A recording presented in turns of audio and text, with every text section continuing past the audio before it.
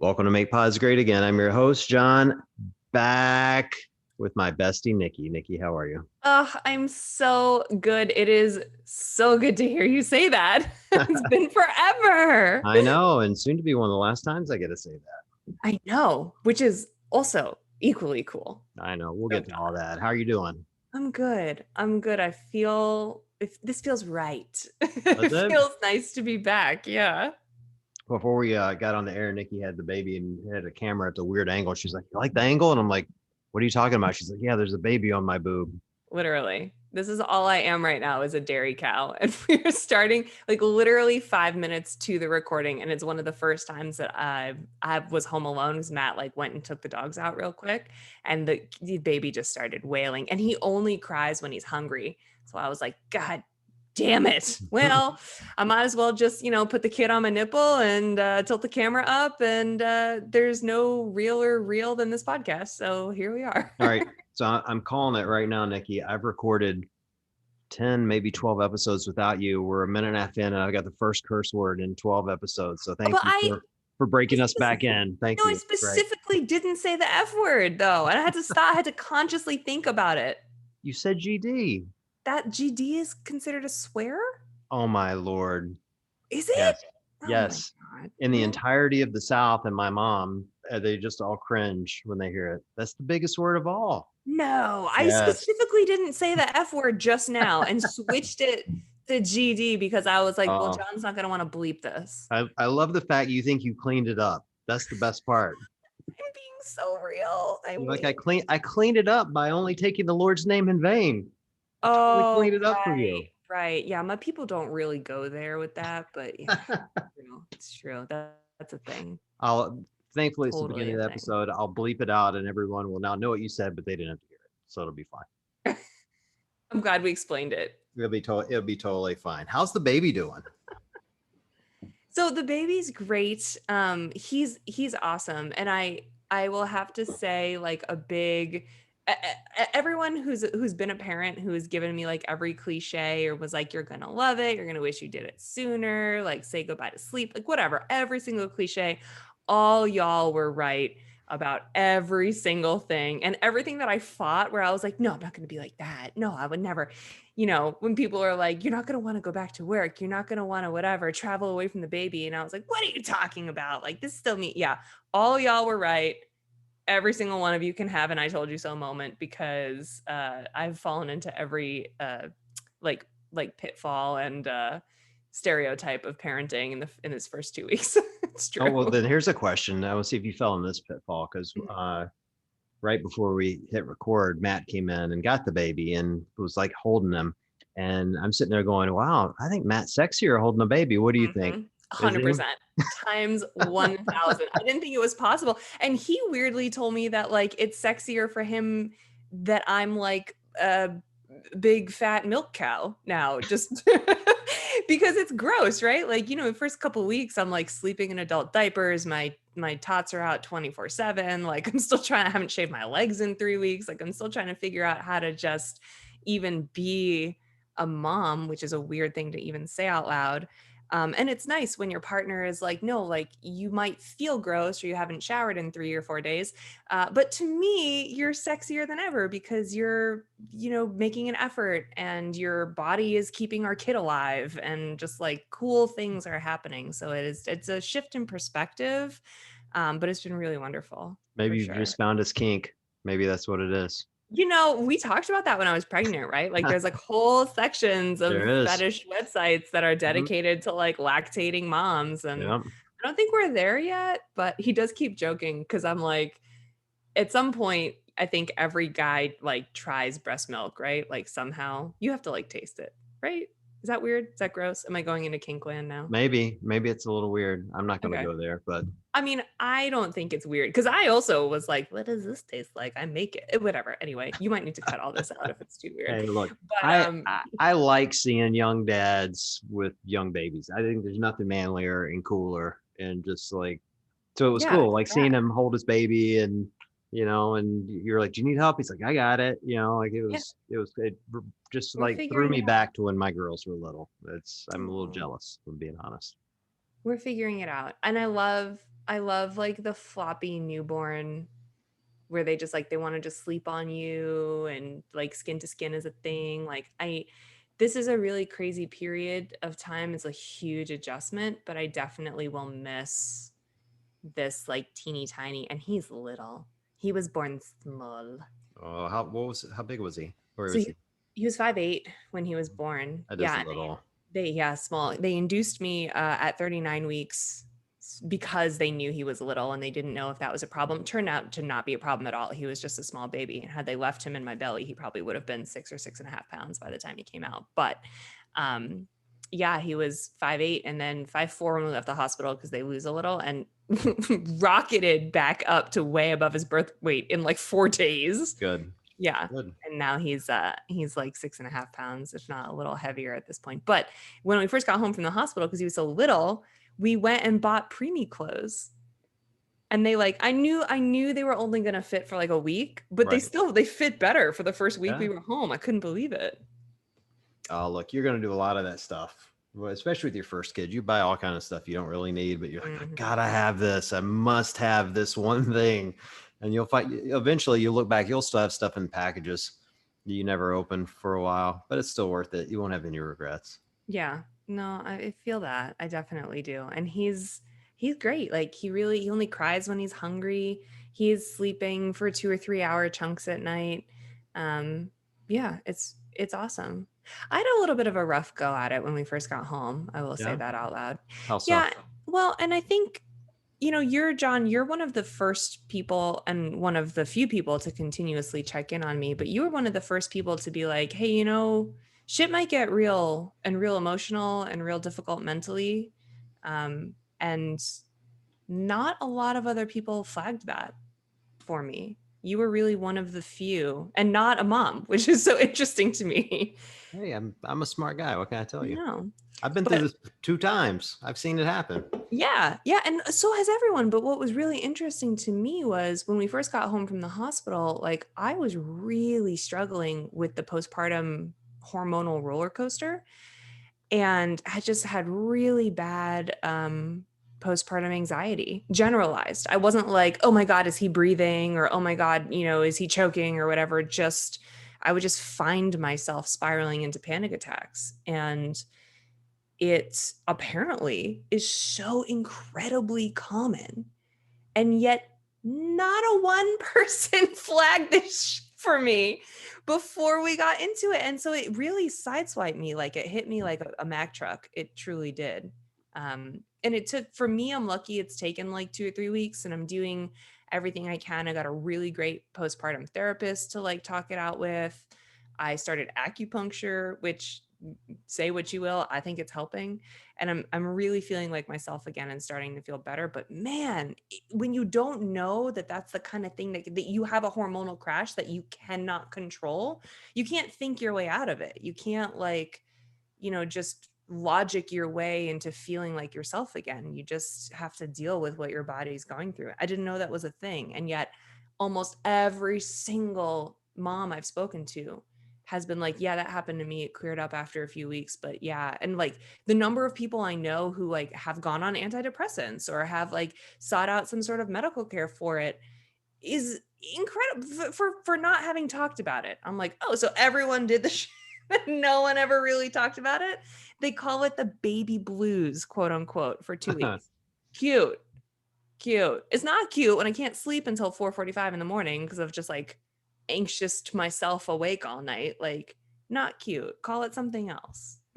Look, it's tough. I've said it before. I mean, I remember, my ex-wife, we had 2 kids and she went through it. And, looking back on it, I wish I had someone in my life to say, hey, look for this, John, because I'm not sure I was the best partner at the time. Like, I didn't understand it. I was young, with that in parentheses. I was, 30, but, still way younger than I am now. I wish I'd known then what I know now, because it's a real thing. And postpartum depression isn't, oh, it's just something you'll get over in the next few weeks. Like it goes on for a while. It's, Yeah, and that's what I would tell you. I would caution you, like, you're feeling better and that's awesome. But whatever you're doing that's working, keep doing it for a yeah, while, even if you don't think you need it, because for sure. it's like any other kind of depression. It just keeps coming back. you know? Yeah, it definitely can. And I think that there's something to be said about like women don't want to scare other women. They don't want to, like, if you're pregnant, the last thing you want to do is be like, "Oh, just wait till you get home with that baby." Right. But just to hear that you're not alone in it. And that's why I really wanted to, like, I knew I wanted to come on this show, and when we talked about it, I knew I wanted to say something out loud, because just for me, the best therapy has been like listening to other women who have overcome it and gone through it and like came out the other side. Because when you're in it and you're not feeling like yourself, you instantly worry that like this is just you now. I would be like, oh crap, Matt came home with a newborn and a crazy ass wife. Sucks to be him. Right. Because you don't feel like there's an end, but there is an end, and I'm personally lucky that I'm getting there sooner rather than later, because some women it takes them a really long time to get over it or even recognize it to Right. begin with. So this is me saying out loud, like, if you're feeling these things as a new mom, like, you are 100% not alone. You are one of all of us. And you just got to do, like you said, John, you got to do whatever works for you to feel good and to stay good. Cause it could be a 2 or 3 week roller coaster. It could be the kind of thing that takes a little bit longer, and you just got to keep on keeping on. How's Matt been handling it? Oh my God. Like, he basically became a licensed therapist overnight. I don't know how he like learned how to deal with me, but he had straight up had to take care of me for at least the first like 12, 13 days we were home.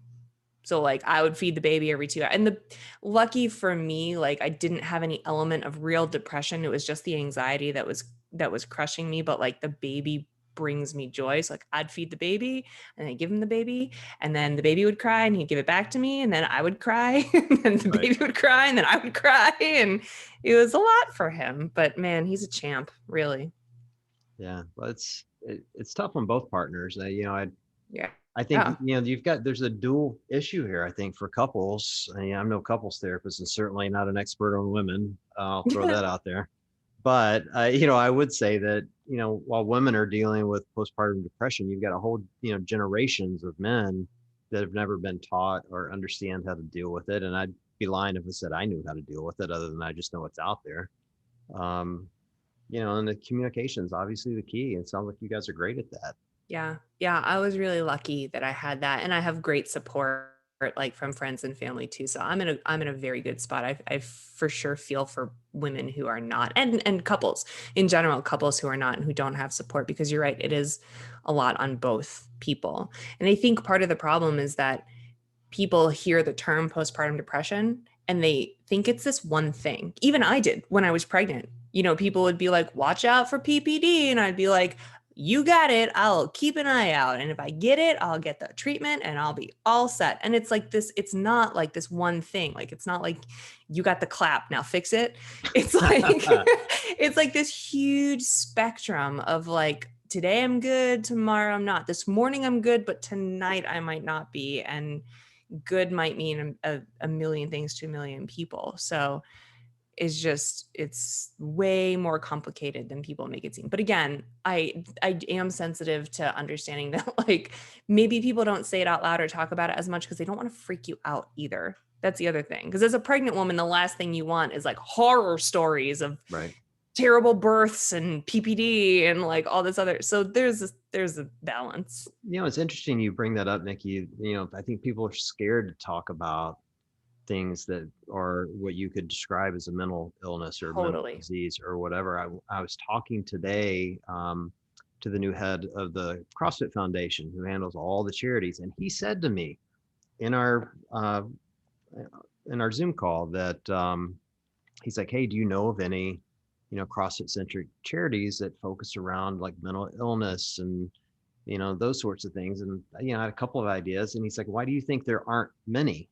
Why don't you have a bunch?" Because I could rattle off the 3 or 4 charity groups and or cancer groups and that sort of thing. And it's the same thing. I think there's like a stigma maybe Yeah. or fear. And so I guess I would just say out loud, like, if anyone listening knows of a group that's within CrossFit and you guys would like to get connected with the CrossFit Foundation, shoot us a DM and we'll connect you, because I think this is a kind of an area that people are afraid to speak up. And the more we get people to talk, the more we can help people. And Yeah. CrossFit wants to help people in Yeah. that space. I love that. That's awesome. Really, really good point. And I know that there are some like pregnancy and postpartum CrossFit specific or CrossFit adjacent training programs that address it and have great communities of people and, Facebook groups and stuff where people are talking about it. The two that I know of are the pregnant postpartum athlete program, the Brianna Battles program.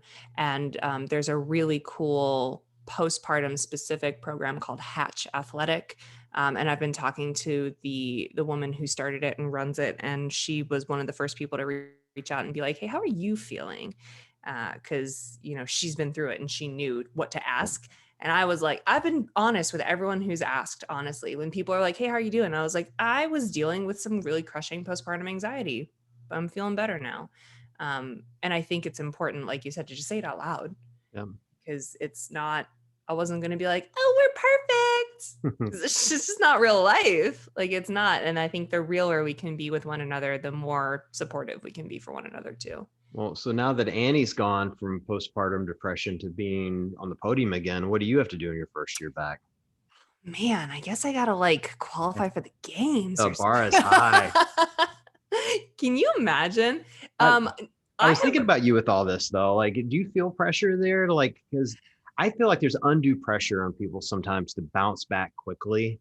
Like I saw a post of some woman, I forget her name, but it was on Instagram, and she's in a bathing suit, and she's like, here's my body 4 weeks postpartum, and she looked like, she's CrossFitter, she's ripped, you know. And I'm sitting there going, good for you, and no judgment, like great. But I'm also sitting there going, man, do other women see that and feel like, oh my God, if I don't bounce back like that, I'm a failure? Like, where's your mind with all that? It is so interesting that you asked that, because I've been thinking a lot about that. It's part of why I didn't want kids for a really long time, and neither did Matt. Like when we first got married, first got together, we did not want kids. Part of that has always been, selfishly, I'll admit it, like I didn't want to give my body away. Like I work really hard to be athletic, and it's really hard for me to not be tubby, like genetically. Right. So I was worried about gaining weight and having cankles forever and like all that stuff. Since having the baby, I have not given two shites about my body, truly, because there's just something else that's way more important. And I never thought I would be like that. Every parent said I would. They were like, don't worry about it, and you'll care eventually, but it's not going to be this kind of thing that you are really worried about. And they were right. And before I gave birth, I asked Matt, realistically, when do you think I'll be back to where I once was, body composition wise and performance wise? And he said, give yourself a year. And I thought that was super reasonable. Since I got home, because I was having such a hard time for the first week and a half, 2 weeks I was home, I lost 22 pounds. Oh, wow. In my first maybe 11 days home. I was appalled at myself because I was so anxious that I wasn't eating, and I was just not focusing on my own nutrition. And I thought to myself, this is not what I want. This is not what I wanted. I did not want to waste away. Right. And that was part of what kind of helped me get back on track, was no, this isn't healthy. This isn't what I want. But it has led to people very in the best of their hearts being like, oh my God, you look amazing. Right. You look like you never had a baby. And I'm kind of I know you're coming from a place of love, and you're maybe just not woke enough to be it's really not cool to talk about how a woman's body looks regardless of where she's at in her pre or postpartum journey. But it is kind of gotten to that point where people are like, wow, you really didn't even look like you had a baby 2 or 3 weeks ago. And I'm like, yeah, because I starved myself for a week and a half when I got home. I'm not happy about that. This is not how I wanted to go about my own personal nutrition. So I think that we need to be more sensitive just as a culture. Like you were asking, what kind of pressures are there? We should stop even, putting that on each other, or I don't know. I don't really know where I'm going. You kind of get where I'm going with this. Yeah, no, I get it. I just think, I always feel it's harder for women than men anyway. I'm obviously connected socially a lot on, social media a lot. And I feel like women have a harder time than men because there's always a comparison. There's some for men, some I feel it every time Alex Smith posts a photo in his little tiny bathing suit, and he's Uh-huh. like a Greek god. I'm like, all right, I could work out 12 hours a day for a year and never look like that, you know. Yep.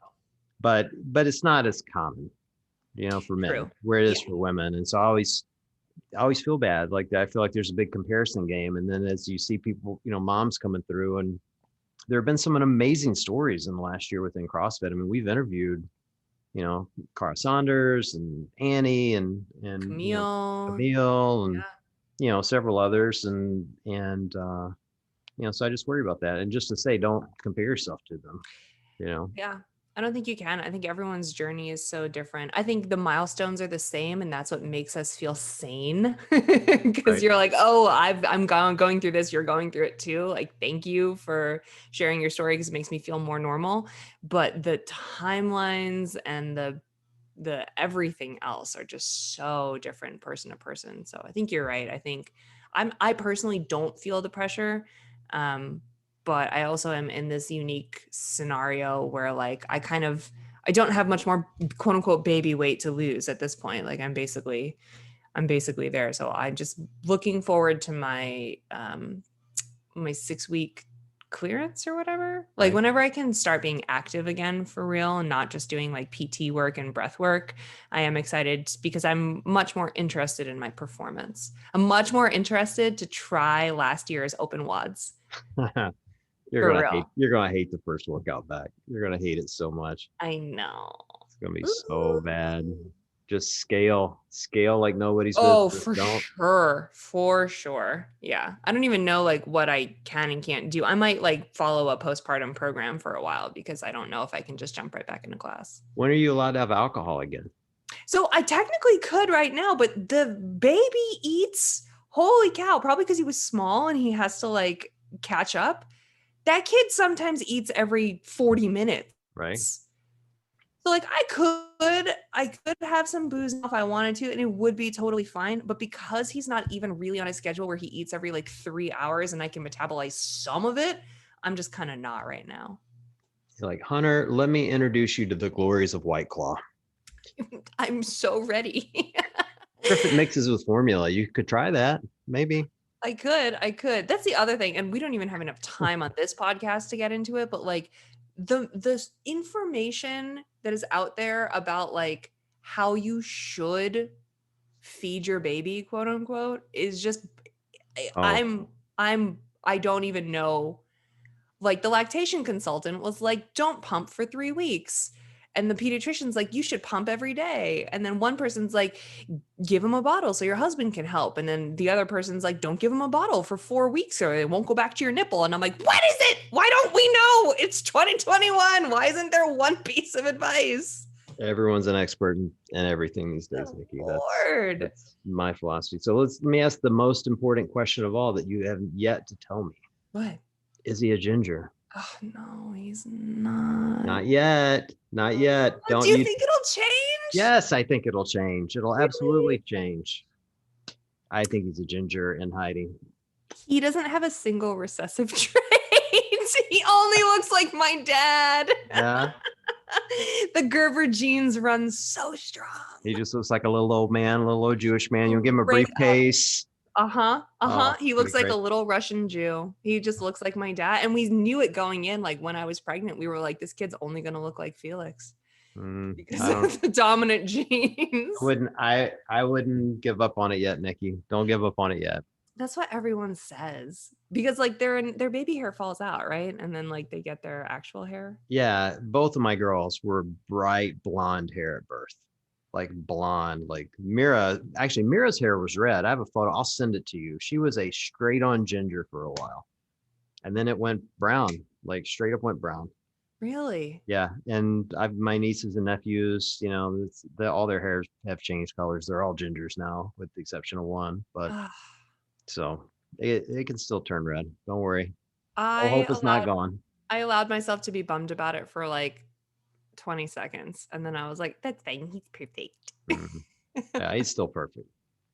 Hair color means nothing, says the bald guy. I know. Matt actually told me because when he was crowning, the nurse was like, oh, look, you can see the hair. And that was the first thing he said. He was like, Nikki, it's dark brown. And I was like, fuck. Gah!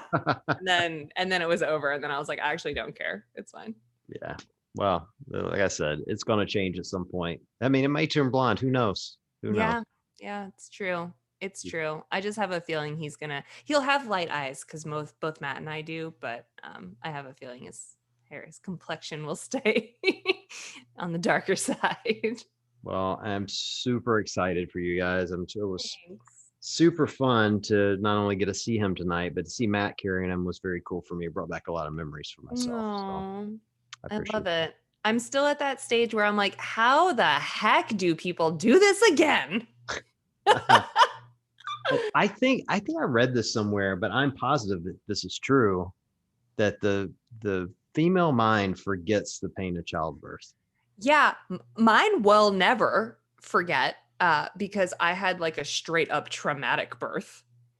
Well, I'm telling you, if you decide to have another one, I think something about women's brain that allows you guys to go, you know what, it wasn't so bad. Maybe I'll do that again. No, you're right. You're right. There is If this definitely some chemical amnesia that goes on. if this There were has to if be. dudes had to have children, we'd be extinct. We would be. I scratched my knuckle yesterday putting bed linens on my bed. I'm like, well, I'm never making the bed again. Through Screw this that. bed. Yeah. Top sheets for life. Top sheets for life, staying like this forever. Forever. Swear to God. Well, Yeah, it's a lot. well, I'm proud and happy for you guys. It's very exciting. Thank you. So let's talk about our changes, our new baby. I'm so excited. Yeah, so we talked about it on the games episode. I'm not sure everybody heard it, but we've got a name change. It's going to happen within this next week or so, right? Like Yeah. really quick. Yeah, updating the name, updating the little logo that you'll see. And I think we talked about it, like you said, at games. It was time to like take our show and us and everything into like the future of everything that we do is so incredibly ingrained like in the community and in who we are and in trying to bring, CrossFitters together and sometimes not even about CrossFit. So it just kind of it feels like an evolution, doesn't it? Yeah. Well, I think that's the point. I mean, we're changing it to kettlebells and cocktails for those that haven't heard. And it's not going to be a show about alcohol. And it's not going to be a show about kettlebells. It's just lifestyle. And our lifestyle is fitness and cocktails. Yeah. And, we'll still talk about all the same stuff. We'll bring on athletes and families of athletes and talk about the games, but we're going to talk about babies and being. Yeah. I just think I don't think nothing will change content wise, but it's a better representation of who we've become as we have like really gotten comfortable with the show and with who our fans are and with, all the things that we want to like say and do. So I'm super excited. And I love the logo and like the colors and the cool designs we've got. We'll have like sick merch in the future. Like it feels right. I'm really excited about it. Yeah, it's going to be fun. And this time we got ahead of the curve and actually bought the website and trademarked the name. So got it all right this time. Perfect. Yeah, we didn't do that right last time. No, did not do that right last time. Got held hostage over our name. It was not fun. Oh my God, didn't someone want like $7,000 for our website or something? Yeah, I had already trademarked that. See, here was the problem. For anyone who's ever decides to trademark something, here's the steps you should take, which I did not take. So I trademarked Make WODs Great Again, Make Pods Great Again. I went out and bought the website for Make WODs Great Again. So I own that, thinking, who the hell would ever buy the website Make Pods Great Again? Why would they do that? What's the point? Like, it's not worth to anybody. And then we launched our podcast. Well, apparently there's whole groups of people out there that as soon as you trademark something, if you haven't bought the website, they go buy it because it only costs $10 to buy a website, give or take 10 to $12, or to buy the URL. And and then they sent us a message, said, hey, we'll sell you this. And I think if I remember right, the first asking price was like $3,000 or $5,000. It was several grand, far more than we were going to be willing to pay. And I'm like, well, I'll go burn in hell before I pay that. Yeah, no. And I forget what we finally got them down to. I asked the lawyer if we should sue them, and he sent them a cease and desist and a couple other things, or talked about it. And I think we ended up buying it for still more than we should have. But Yeah, but we ended up like I was like, screw that. We don't need a .com. So we had like make pods great again .us for a while. And then when they realized that we weren't going to pay the money, yes, I think they sent us an email and they were like, well, would you buy it for like $500? And we were right. like, fine. Like the way you've assigned some crummy accent to them. We had the trailer park of dot whatever, so, dot Yeah, we us. did. It's the most trailer park name of any. No offense to trailer parks, but No. it's just The hate mail, it's starting. I know. Hey, I'm from Mississippi. I'm like born and raised in one. No, I thought it made sense because it was like, at the time it was like this political joke of a name. So I was like, .us, it's perfect. Never again. So this No. time we got it right. We got everything right. Yeah. That's why it's been like, we've been like, we're gonna be this name. And it like hasn't happened yet because we had to like get our ducks in a row, literally. Yeah. So not this episode, obviously, because I opened with Make Pods Great Again. But after that, you guys will see the logo change. We'll get it on the website. You guys will see it. Very cool merch. Yeah. It's going to be fun stuff. And then on the back half of this episode, we're going to have an interview I did without you. And by the way, Nikki, I hate doing interviews without you. So quit having babies. Quit having babies. They're not as funny. They're not as good. Well, that's sweet of you to say. I think you're doing a great job, but I'm happy to be back, and it'll be a while until I have more babies. So, it's funny doing interviews without you. Funny to me, because I felt like I've sat here and interviewed you all night tonight. Yeah. And so I feel like I've gotten really good at asking questions, but the energy isn't the same for me. I don't know how they're going to sound to other people, whether people will like them or not like them. The energy is not the same for me. So it's not as a creator, I need that energy. Does that make sense? Totally. Yeah. Well, I think that's why, not to like blow you up, but like, that's why I love doing this show with you, because it works. Like the energy levels are different, and what you and I both, when we have another interaction, because of how I ask things or you take things or whatever, it just works. Yeah. I don't know. It's like a good band, we're like the Beatles. What? Yeah. I'm John and Paul. You're Ringo. Perfect. Ringo is my favorite. Is he? Okay. Yes. Good. Our first family dog was named Ringo. Yeah. He was the best Beatle. Everyone knows it. Everyone knows Ringo was the best Beatle. Love. And then I just leave, poor what's his name out in the. Who's the fourth Beatle? I was John and Paul. You're Ringo and Max. No, no, it wasn't Max. Rick. Rick. Yes, everyone knows Rick. Rick. Yes, Rick, the fourth Beatle. Oh my God, so embarrassing. I actually don't know. You don't know who the fourth Beatle is? Harry. Come on, Nikki. Paul. John, Paul, Ringo, and Fred. Did you just say Greg? Fred. Fred? Are you looking it up? Of course not. Who is it? Fourth Beatle.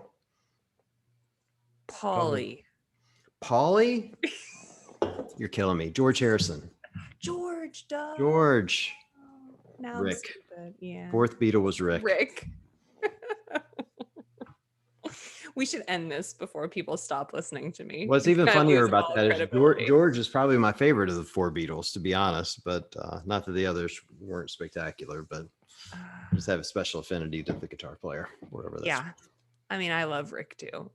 All right. Well, we do have an episode on the back half of this, and it's not going to be the Beatles. It was Eric and Lori Beth Herman. So I don't know if you saw it live, but I saw it on the Buttery Bros show. This couple, I had to reach out to them. Here's the story. So this couple gets married by Heber of the Buttery Bros at the games, and they did a whole show on it. I'm watching YouTube, and I'm like, did this really happen? And so I've watched, and sure as the world, they're getting married, and Heber's ordained. God knows. Yeah. And, this was a thing at the games this year. 1000%. And I'm watching the video, and I'm recognizing there's like friends of mine in the wedding. And I'm like, so I'm texting people that were in the wedding, like, how'd you get in this wedding? And because I'm an egomaniac, I look them up to see if they follow me. And of course, I They mean, duh, do. Yeah. duh. So I message them and I'm like, hey, you got to come on the show. Like I have to hear this story personally. So that's the next show. So the second half of this is going to be Lori Beth and Eric talking about their wedding story. And it's really sweet. And I Love think it. you'll like it. I love it. I love. This is perfect. Yeah, it's good stuff. So we'll move on to that. So with this, super fun to see you again, Nikki. Likewise. And we'll ease you back in for some top of shows as we get through all the content that we have recorded and then a bunch of new stuff after that. Perfect. Sound good? Yeah. All right. Great seeing you. For everyone listening, we're going to go over to Lori Beth and Eric next. And it's great talking to you. Bye.